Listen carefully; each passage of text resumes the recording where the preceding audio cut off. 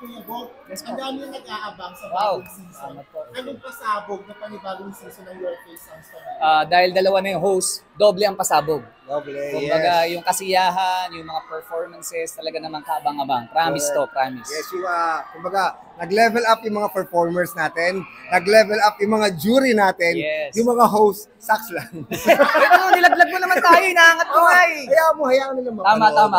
Kaya tayo, sakto lang. Anong atake nyo rito bilang duo na host compared kina Billy, kina Luis before? Well, hindi naman natin matatawaran Ay, oo. yung dalawa. Talagang pagdating sa hosting, talagang Ay, idol yun. sila yung mga tinitingala natin. And siguro yung sa amin na lang, talagang nag-isip kami ni Quiz Bong kung paano maiba naman sa kanila.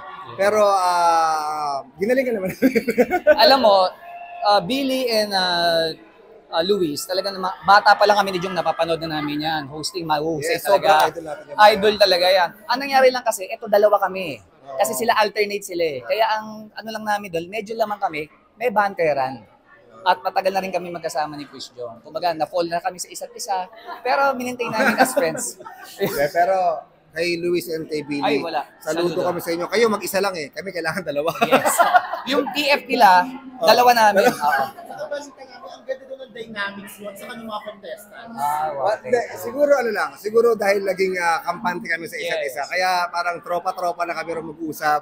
And naku yung Rupa May, no? Ay, wag nyo abangan. Panoodin nyo mismo dahil maraming pasabog. Maraming. Hindi lang si Rufa May, actually lahat sila. Ay, yung, Lahat mga, sila. yung mga jury natin, abangan niya rin.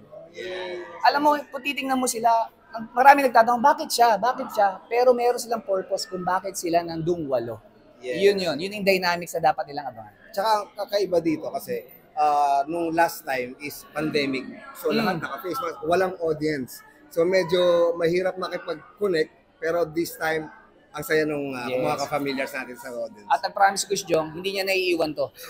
Kasi last time, kailangan niya i-give up eh. Nasa Kailangan baby ko naman niya, so yun. kaya nga, kailangan niya i-give up para sa baby. Ito, this time, tatapusin niya. Nag-usap na kami. Ha?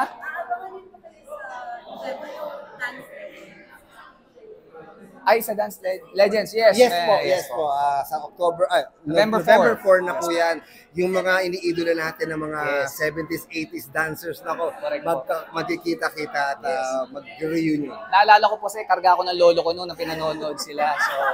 So kaya this time, bibigay tayo. Kaya pala hingal-hingal ka kanina. Kasi na-adapt ko yung hingal nila.